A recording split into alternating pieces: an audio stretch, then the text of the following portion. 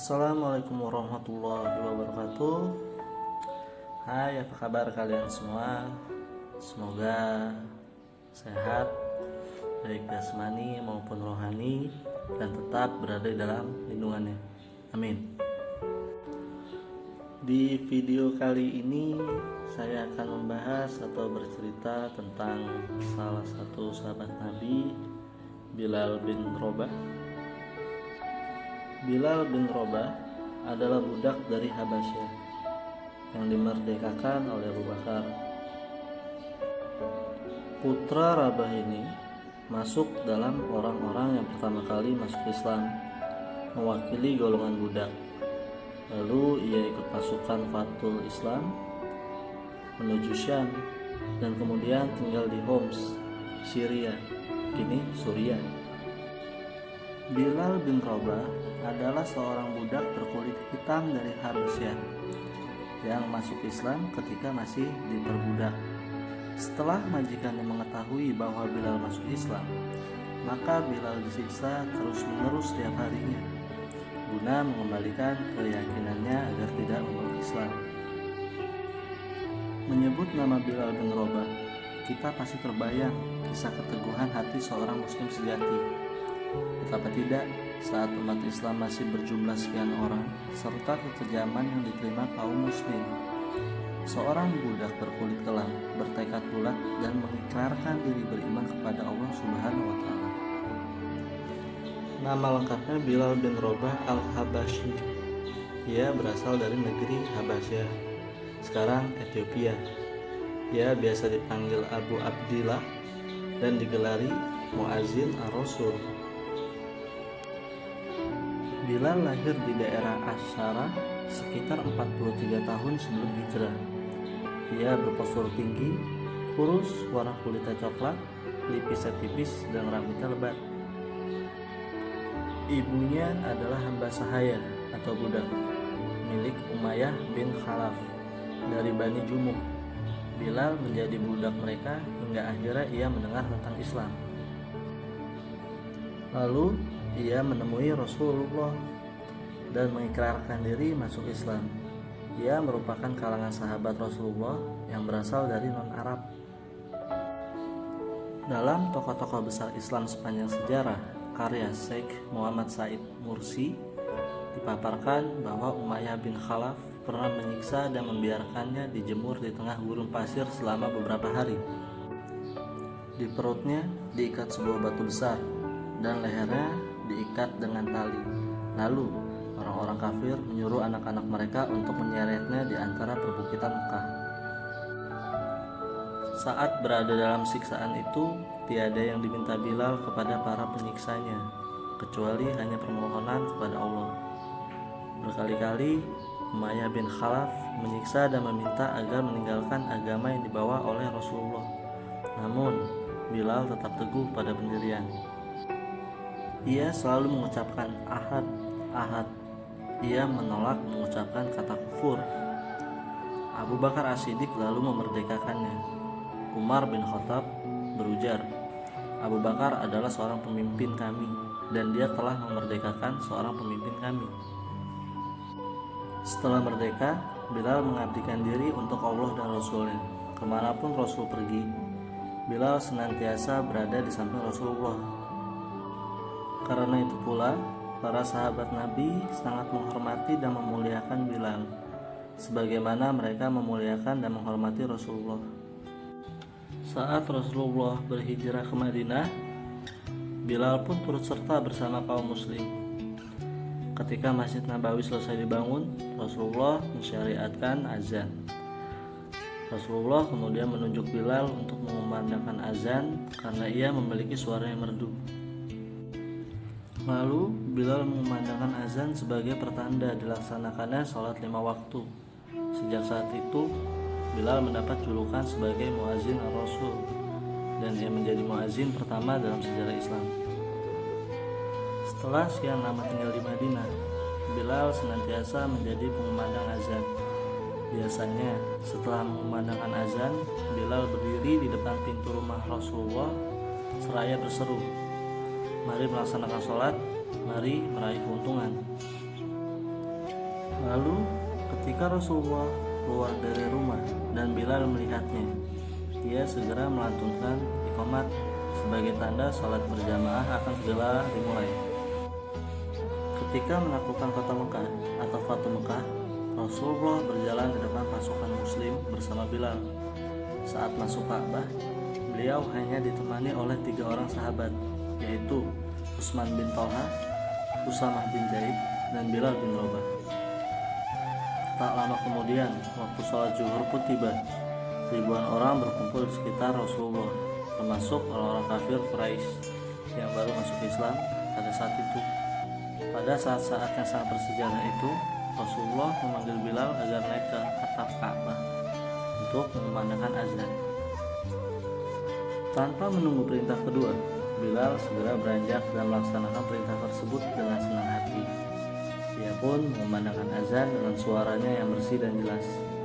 Orang-orang semakin banyak berkumpul. Azan yang dikumandangkan Bilal itu merupakan azan pertama di Mekah. Ribuan pasang mata memandang Bilal dan ribuan lidah mengikuti kalimat azan yang dikumandangkannya. Sampai pada kalimat Asyhadu anna Muhammadar Rasulullah, Zuwairiyah binti Abu Jahal bergumam, "Sungguh Allah telah mengangkat kedudukanmu. Memang kami tetap akan sholat, tapi demi Allah, kami tidak menyukai orang yang telah membunuh orang-orang yang kami sayangi." Maksud Zuwairiyah adalah ayahnya yang tewas dalam perang Badar. Sejak saat itu, Bilal pun terkenal sebagai muazin Rasul. Bahkan ia menjadi muazin tetap saat Rasul masih hidup. Tidak ada orang lain yang menggantikan Bilal. Yang lain pun tak keberatan Bilal melakukannya. Namun saat Rasul wafat dan ketika sholat akan dikumandangkan, Bilal pun segera berdiri untuk melaksanakan kewajibannya. Saat itu jasad Rasulullah masih terbungkus kain kafan dan belum dikebumikan. Maka ketika Bilal sampai pada kalimat Asyhadu anna Muhammadar Rasulullah, tiba-tiba suaranya terhenti. Bilal menangis. Dia tidak sanggup mengangkat suara lagi. Bilal merasakan betapa sedihnya ditinggalkan oleh manusia yang paling dicintainya. Tak hanya kaum muslim, Allah pun mencintai Rasulullah. Seperti di komando, tangisan Bilal diiringi oleh kaum muslimin yang hadir. Mereka semua menangis karena ditinggal pergi sang kekasih. Dalam Suwar min Hayatis Sahabah karya Dr. Abdurrahman Rafat Bashir, dipaparkan bahwa sejak kepergian Rasulullah, Bilal hanya sanggup mengumandangkan azan selama 3 hari. Setiap sampai kepada kalimat Asyhadu anna Muhammadar Rasulullah, ia langsung menangis terseduh-seduh. Begitu pula kaum muslim yang mendengarnya, larut dalam tangisan pilu. Kemudian Bilal mendatangi Abu Bakar As-Siddiq yang menggantikan posisi Rasulullah sebagai pemimpin umat Islam, agar dia diperkenankan untuk tidak memandangkan azan lagi. Ia seakan tidak sanggup melakukannya. Permohonan itu pun dikabulkan Abu Bakar. Sejak saat itu, Bilal tak pernah lagi menjadi muazin bagi seseorang. Pernah Bilal melakukannya ketika Khalifah Umar mengunjunginya di Damaskus. Namun itu pun hanya sampai kalimat Asyhadu anna Muhammadar Rasulullah. Ia lagi-lagi menangis mengingat Rasulullah.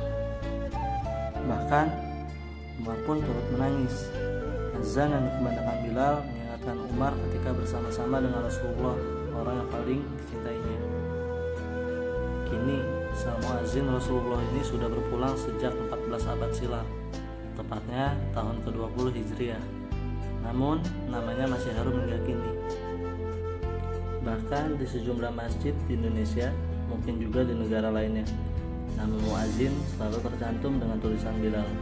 Ini menunjukkan sebagai penghormatan kepada sang muazin Rasulullah, pengumandang azan pertama di dunia. Semoga Allah memberinya tempat yang mulia di sisinya. Amin. Tak pernah meninggalkan wudhu. Nama Bilal memang kerap dikaitkan dengan azan, sebab dia adalah orang pertama yang menjadi muazin pada zaman Rasulullah. Namun kemuliaan Bilal tak hanya karena azannya. Jejak langkah Bilal pernah didengar Rasulullah di dalam surga, sebuah penghargaan yang tinggi bagi setiap orang beriman. Suatu hari pada waktu subuh, Rasulullah berbincang-bincang dengan Bilal bin Rabah. Rasul berkata, "Wahai Bilal, ceritakanlah kepadaku mengenai amalan yang menurutmu paling besar pahalanya. Yang pernah kamu kerjakan dalam Islam. Sesungguhnya aku pernah mendengar suara telapak langkahmu di hadapanku di surga. Bilal menjawab, wahai Rasulullah, sesungguhnya aku tidak pernah mengerjakan amalan yang menurutku besar pahalanya.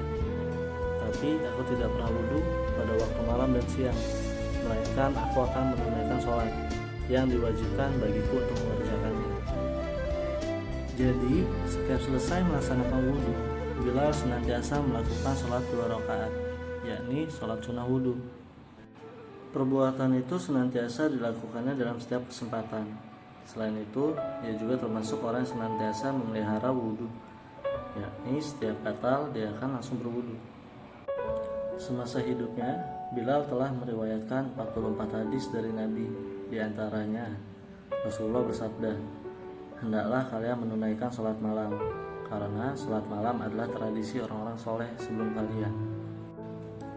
Sesungguhnya, sholat malam adalah amalan yang dapat mendekatkan diri kepada Allah, dapat mencegah dari perbuatan dosa, mengampuni dosa-dosa kecil, dan menghilangkan penyakit dari badan. Hadis riwayat Tirmizi. Selain sebagai muazin, Bilal juga pernah menjabat sebagai bendahara Rasulullah di Baitul Mal. Ia tidak pernah absen mengikuti semua peperangan bersama Rasulullah. Tentang Bilal, Rasulullah mengatakan, Bilal adalah seorang penunggang kuda yang hebat dari kalangan Habasyah. Hadis riwayat Ibnu Abi Syaibah dan Ibnu Asakir. Bilal meninggal dunia di Damaskus pada 20 Hijriah. Jasadnya dimakamkan di sana. Namun, ada riwayat yang menyebutkan bahwa jasad Bilal dimakamkan di wilayah Halb. Cukup sekian kisah kali ini. Jika terdapat banyak kesalahan dalam berkata-kata, saya mohon maaf. Wabillahi taufiq wal hidayah. Wassalamualaikum warahmatullahi wabarakatuh.